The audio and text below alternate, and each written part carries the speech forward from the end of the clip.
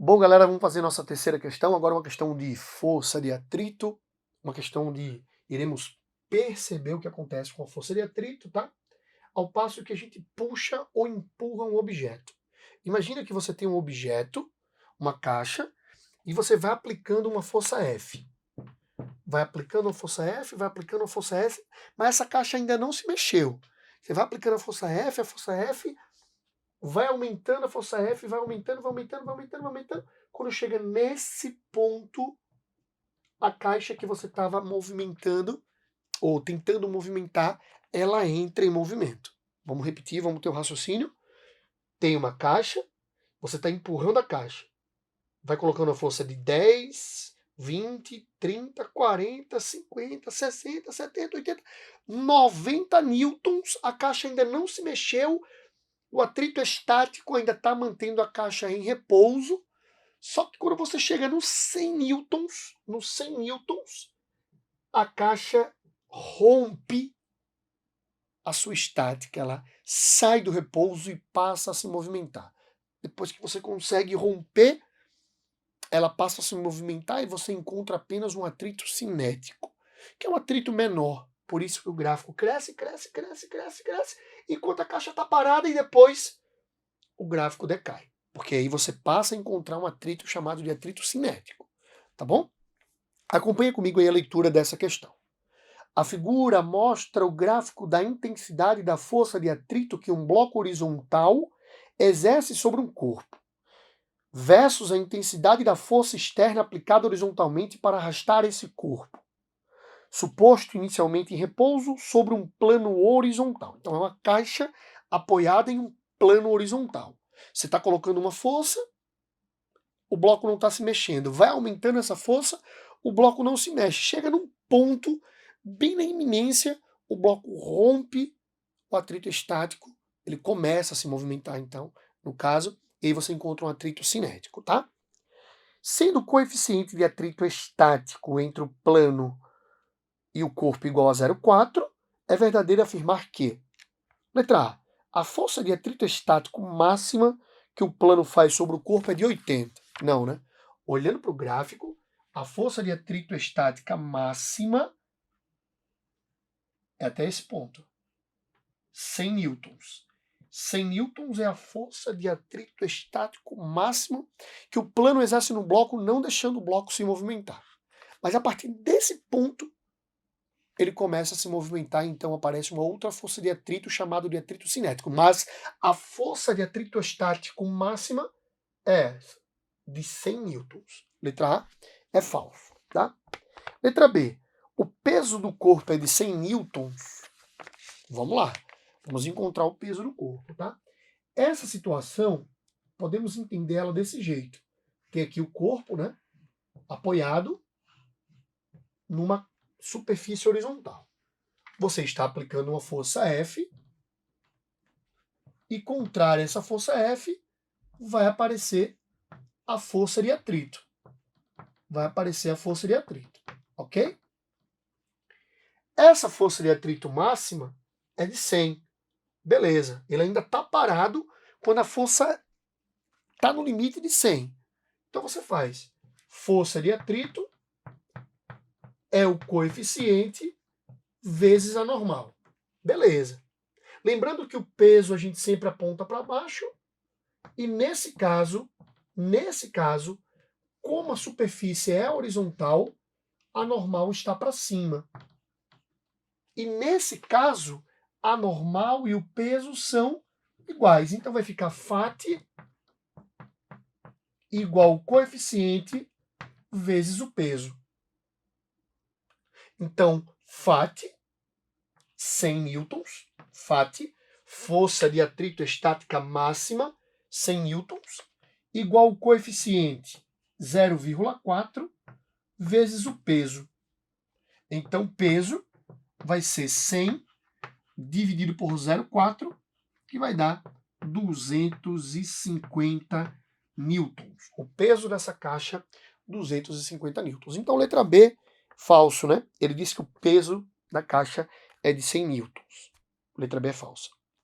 Letra C, o coeficiente de atrito cinético vale 0,32. Espera aí, vamos lá, vamos descobrir o coeficiente de atrito cinético, tá? Ó, essa força de atrito aqui, ela é estática, força de atrito estática, força de atrito estática, força de atrito estática, força de atrito estática, até esse ponto. O bloco ainda está parado. A partir desse ponto, você tem força de atrito cinético, porque o bloco já se movimentou. Então, a força de atrito cinético que a gente pode pegar, ó, a força de atrito cinético é 80. Vamos fazer. Força de atrito é igual ao coeficiente de atrito cinético vezes a normal. Lembrando, qualquer um valor que eu pegar dessa reta eu estou me referindo ao atrito estático. O bloco ainda está parado. Mas a partir do momento que eu consigo romper o atrito estático, aparece o atrito cinético. Uma força de atrito cinético de 80. Então eu vou colocar aqui 80 para encontrar o coeficiente de atrito cinético vezes a normal. Mas eu não disse que a normal é igual ao peso? Então normal é igual ao peso. Por quê? Porque a superfície é plana e horizontal. Se fosse uma superfície inclinada, a normal seria igual ao PY. Mas como é uma superfície horizontal, a normal é igual ao peso. E o peso a gente já encontrou, 250. Então vai ficar 80 igual ao coeficiente de atrito cinético vezes 250. O coeficiente cinético vai ser 80 dividido por 250. O coeficiente cinético vai dar exatamente 0,32. Pode dividir aí, que vai dar exatamente 0,32. Fazendo com que a letra C seja a resposta correta. Questão muito boa para cair na prova do Enem, viu? Envolve força de atrito estático, força de atrito cinético, equilíbrio de um corpo, plano horizontal, normal igual a peso, certo? Questão muito boa para cair na prova do Enem. Tranquilo? Beleza? Vamos embora fazer nossa próxima questão. Bom, galera, vamos fazer nossa quarta questão, beleza? Essa questão aqui traz dois objetos, ó, preso ao mesmo fio. Nessa situação, vamos ter força-peso e força de tração. Só que esses dois objetos, presos ao fio, eles estão presos ao teto de um elevador. E o elevador, de repente, vai subir acelerando. Como a gente pensa e como eu posso imaginar junto com vocês, na hora que esse elevador subir acelerando, pode ter certeza que a força de tração nesses fios, a força ou as forças de tração nesses fios, elas irão assumir valores diferentes. Podem ser que esses fios estejam mais esticados ou até mesmo mais folgados. Depende muito do comportamento do elevador. Se o elevador vai estar subindo, acelerando, se ele vai estar subindo, freando, isso a gente vai ver daqui a pouco, tá? Acompanha comigo a leitura dessa questão.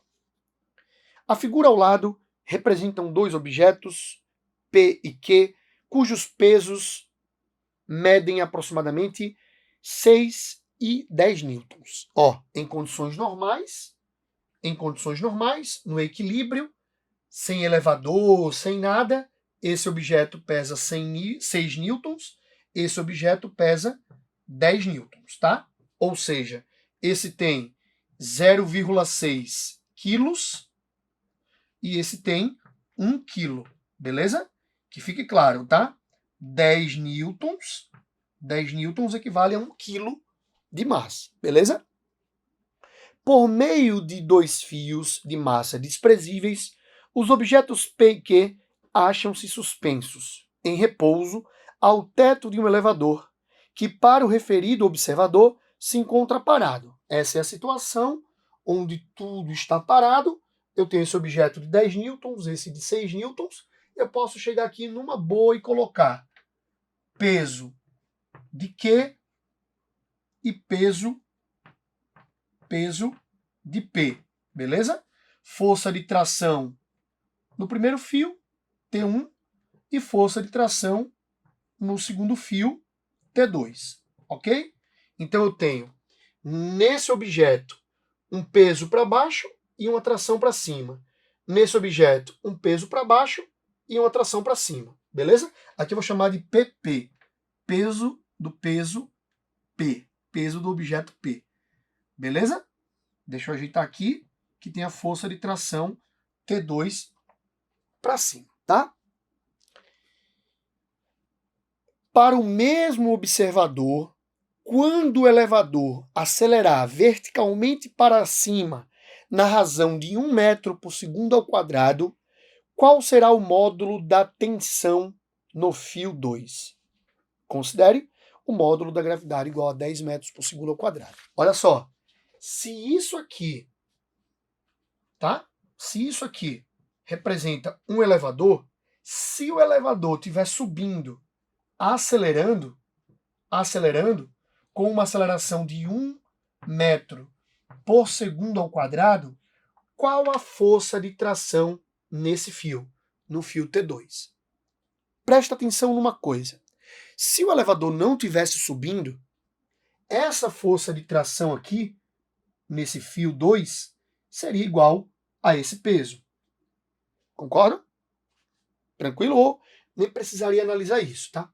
Agora, se o elevador está subindo acelerando, pela primeira lei de Newton, que diz que os objetos tendem a permanecer no seu estado, se o elevador sobe acelerando, esses objetos tendem a ficar onde eles estavam e o fio vai ficar mais esticado. Pois é, se você tiver um elevador e no teto tiver um objeto pendurado por um fio, se o elevador sobe acelerado, a tendência é que o objeto fique embaixo onde ele estava, fazendo com que o fio fique mais esticado. Então essa força de tração T2 aqui fica maior que o peso do objeto. O fio fica mais esticado.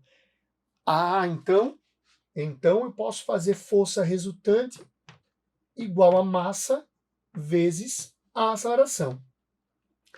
Rapidinho. E se o elevador estivesse subindo, freando? Ele está subindo, acelerando, esse fio fica mais esticado. Se o elevador subir, de repente frear, os objetos continuam ou tendem a continuar subindo. E temporariamente aquele fio vai ficar mais frouxo, mais folgado, tá? Só uma questão de observação aí. Voltando para a questão, o elevador sobe acelerando, fazendo com que o fio fique mais esticado.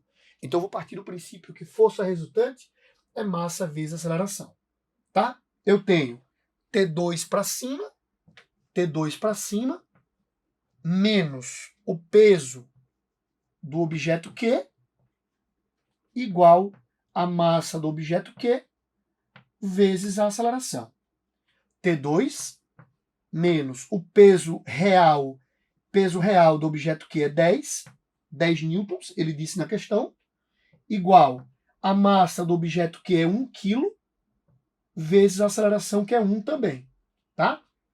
T2 vai ficar igual 1 vezes 1 dá 1, passo o 10 para o outro lado somando, vamos ter então T2 igual a 11 newtons. Força de tração no fio 2 é de 11 newtons, tá certo? O fio ficou mais esticado. Com isso a gente consegue marcar aí letra C na sua apostila. Letra C. Beleza? Vamos nessa, fazer a nossa próxima questão.